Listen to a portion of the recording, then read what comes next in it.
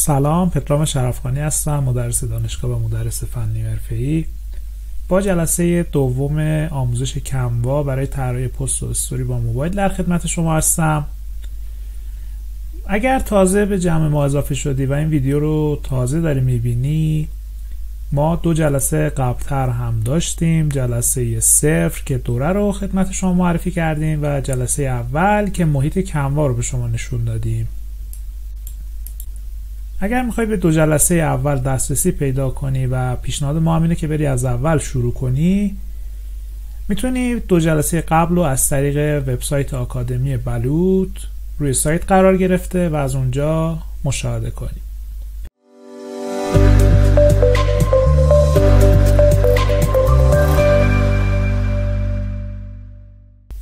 خب اما بریم سراغ این جلسه.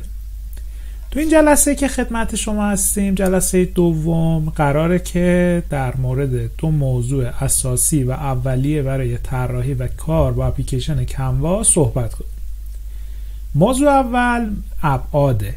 ببین دوستان، برای اینکه جذابیت بیشتری داشته باشه محتوایی که شما تولید میکنید، باید از نظر اندازه و سایز کاملا با ابعاد اون پلتفرمی که میخواید نرم افزار رو داخلش نشون بدید یکی باشه.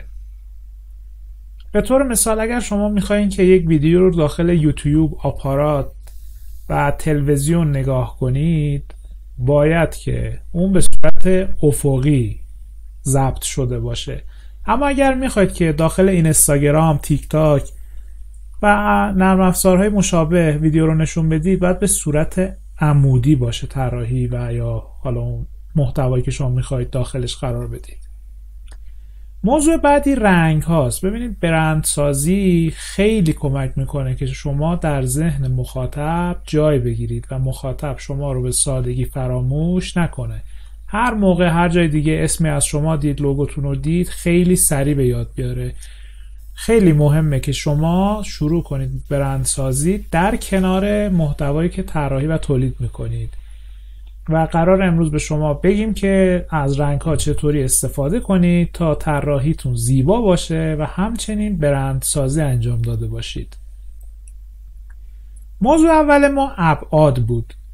ببین دوستان، داخل یوتیوب و آپارات و هم فیلم هایی که داخل تلویزیون ما می‌بینیم، ویدیوها به صورت افقیه و با ابعاد 16:9. 16:9 یعنی چی؟ یعنی اگر 16 تا پیکسل به صورت افقی بود، 9 تا پیکسل هم به صورت عمودی باشه. این یک نسبت 16:9.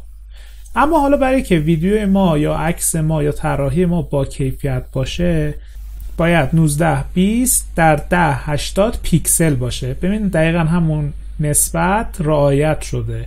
و اگر سایزی که ما انتخاب میکنیم این پیکسل ها باشه، این تعداد پیکسل باشه، ویدیو ما به صورت یا حالا اون عکس، محتوا، هر چیزی که هست به صورت افقیه.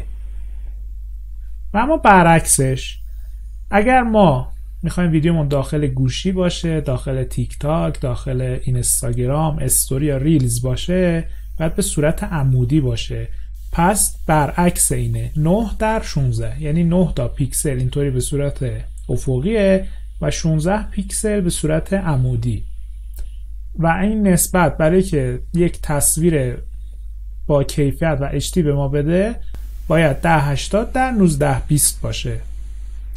این میشه یک ویدیوی یا عکس HD مناسب پلتفرم اینستاگرام یا گوشی موبایل و این برای یوتیوبه. حالا ما یک سری پست داریم، پست های مربعی شکل که داخل اینستاگرام هست که معمولا متن می نویسن روش یا یک خبر می نویسن. خب اون نسبتش 1:1، یعنی اگر یه دونه پیکسل اینطوری هست، یه پیکسل هم به سمت بالا یا عمودی هست. و برای اینکه یک تصویر HD داشته باشیم و با کیفیت باشه، باید 1080:1080 باشه. اما ما یک سری پست هم داریم که عکسه. ببینید دوربین های دیجیتال، دوربین های حرفه‌ای در این نسبت عکاسی میکنن. 4:5، یعنی 4 تا پیکسل به صورت افقی و 5 پیکسل به صورت عمودی. یک نسبته. و برای که یک تصویر و یا فیلم واضح با کیفیت و HD داشته باشیم، باید 1080 در 1350 باشه سایز ما. این واحدها به صورت پیکسله، یعنی 1080 تا پیکسل اینطوری قرار بگیره، 1920 تا هم این شکلی، تا یک تصویر با کیفیت داشته باشیم. این ابعاده، اینو یک جا داشته باشید، شما بهش نیاز دارید. یعنی اگر یه موقع بخواید شما یک کاوری طراحی کنید، باید کاورتون یا استوریتون توی این سایز باشه. اگر میخواید کاور برای فیلماتون توی یوتیوب درست کنید، باید این سایز باشه. اینو حتما یادتون باشه. اما رنگ ها، ببین دوستان، هر رنگی یک احساسی در مخاطب ایجاد میکنه که بهش میگن روانشناسی رنگ. هر برندی رنگ منحصر به فرد خودشو داره تا بتونه اون هویت و اون هدفی که مد نظر خودش هست رو به مخاطب القا کنه. به طور مثال ببینین برندهایی که در زمینه بهداشتی، درمانی و حالا بیمارستان، داروخانه، هر چیزی که هست فعالیت میکنن، معمولا از رنگ سفید استفاده میکنن. سفید پرستارها، پزشکا روپوششون سفیده. چرا؟ چون باعث ایجاد حس آرامش در مخاطب میشه. پس اگر شما توی زمینه درمانی، پزشکی و یا سلامت کار میکنید، باید رنگ اصلیتون، رنگ لوگوتون سفید باشه. اگر یک جنس یا یک محصول لاکچری میفروشید که گرون قیمته، باید از رنگ سیاه استفاده کنید. به طور مثال برندهای لباس فروشی رو دیدید که خیلی لوکس و لاکچری، مثل گوجی، نمیدونم زارا، نه از رنگ سیاه استفاده میکنن برای که اون حس گرون قیمتی، لاکچری بودن رو به مخاطبشون بدن. رنگ بنفش رنگ اصالت و موفقیت و یه جورایی میشه گفت که سنگین بودن و شیک بودن و اینا رو میخواد القا کنه. یعنی اگر شما برندهایی مثل برند یک عطر دارید که میخواید حس شیک بودن و یا با اصالت بودن رو القا کنه، بهتره که از رنگ بنفش استفاده کنید. رنگ آبی باعث حس اعتماد و قدرته. ببینید دوستان، این رنگ برای مؤسسات مالی، سرمایه گذاری، مشاوره پیشنهاد میشه. یعنی اگر در این زمینه فعالیت میکنید، برای که به حس اعتماد مشتریتون رو ببرید بالا، از رنگ آبی بعد استفاده کنید. رنگ اصلیتون آبی باشه. به طور مثال رنگ اصلی ما که آکادمی بلوطه رنگ آبیه. رنگ سبز نشانه رشد و پیشرفت. مؤسسات آموزشی از این رنگ استفاده میکنن. رنگ نارنجی تحرک و اقدام رو میرسونه. یعنی اگر شما میخواید که مخاطبینتون رو دعوت به انجام یک کاری بکنید، مثلا یک برند ورزشی دارید یا یک تیم کوهنوردی یا هر چیز دیگه که هست و در اون زمینه دارین فعالیت میکنید، بهتره که از رنگ نارنجی استفاده کنید و رنگ اصلیتون نارنجی باشه. زرد نشانه شادیه. به طور مثال ایرانسل رو در نظر بگیرید، توی تبلیغات تلویزیونیش یک جوانی که پرشور و انرژی موسیقی های شاد پخش میشه و از رنگ زرد استفاده میکنه تا این حس شادی به مخاطباش القا کنه. شما اگر با کودکان سر کار دارید، اگر برندتون برندیه که نیاز به انرژی داره و شما باید حس انرژی رو به افراد بدید، از رنگ زرد استفاده کنید. رنگ قرمز مناسب فروش و بازاریابی و همچین چیزایی. یعنی شما اگه یک مغازه دارید، یک فروشگاه دارید، از رنگ قرمز استفاده کنید، چرا که باعث جلب توجه و انرژی در مخاطبینتون میشه. حالا ما رنگ‌های دیگر هم داریم. خاکستری داریم که نشانه کلاسیک بودنه. رنگ صورتی داریم که نشانه عشق. به طور مثال اگر هدیه فروشی کار میکنید، میتونید از رنگ صورتی استفاده کنید و سایر موارد که اینو میتونید یک مطالعات دقیق تری داخل اینترنت داشته باشید. صرفاً جهت آشنایی شما بهش اشاره کردم. اما اگر میخواید از این رنگ ها درست استفاده کنید، باید ترکیب رنگ های درستی رو انتخاب کنید. ساده ترین و بهترین حالت انتخاب رنگ همین الگوی مکمله. به طور مثال شما آکادمی بلوط رو در نظر بگیرید، رنگ آبی و نارنجی استفاده شده که دقیقاً اینجا بهش اشاره شده. آبی و نارنجی.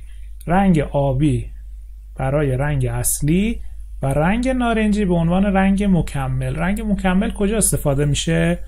ببینید دوستان، ما یه جاهای یه دکمه هایی داریم، آیکون شبکه‌های اجتماعی داریم، یا اون جاهایی که نیاز داریم مخاطب توجه بیشتری انجام بده از رنگ نارنجی استفاده کردیم. در کنار اون رنگ آبی که میخوایم حس اعتماد رو ایجاد کنه و رنگ اصلی ماست استفاده شده. پس اگر شما میخواید که رنگ درست رو انتخاب کنید، یک رنگ اصلی طبق اسلاید قبلی انتخاب میکنید و میایید یک خط مستقیم روی این چرخه رنگ میکشید و رنگ مکمل شما به دست میاد، مثلا سبز و قرمز، زرد و بنفش.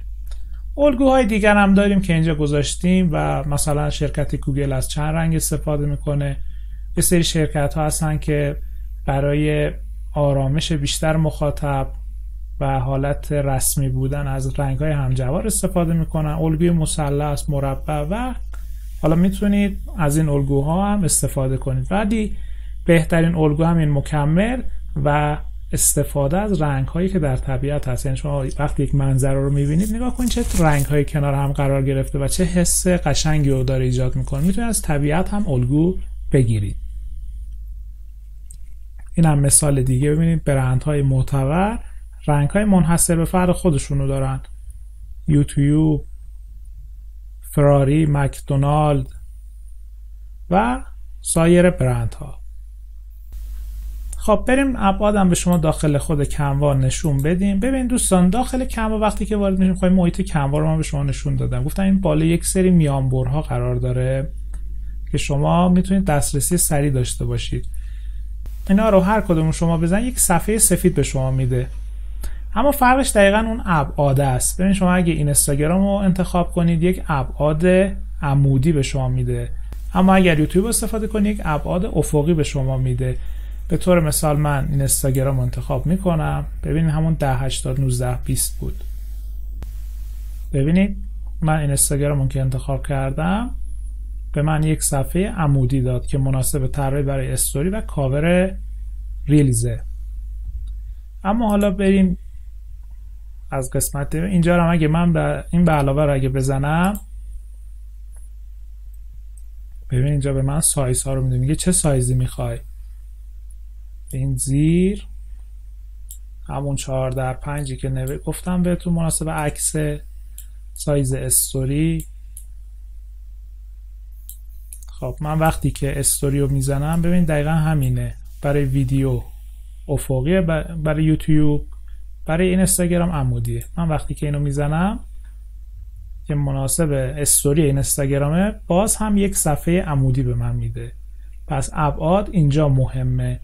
وقتی شما بدونید برای چه هدفی، برای چه برنامه‌ای، برای چه حالا کامپیوتر، موبایل، برای چه سخت افزاری میخواهید این طراحی انجام بدید، ابعاد مناسب رو انتخاب میکنید و طراحیتون بسیار زیباتر و تاثیرگذارتر میشه. ممنون میشم اگه بازخورد به من داخل شبکه‌های اجتماعی یا سایت هم بدید تا بدونم اگر مشکلی هست رفعش کنم تا یک دوره جذابتری داشته باشیم. اگر علاقه به هوش‌های مصنوعی داری یا میخوای تکنیک‌های سناریو نویسی اینستاگرام رو یاد بگیری، بهت پیشنهاد میکنم که حتما سری به پیج اینستاگرام من بزنید، چون در مورد این دوتا مورد خیلی صحبت میکنم.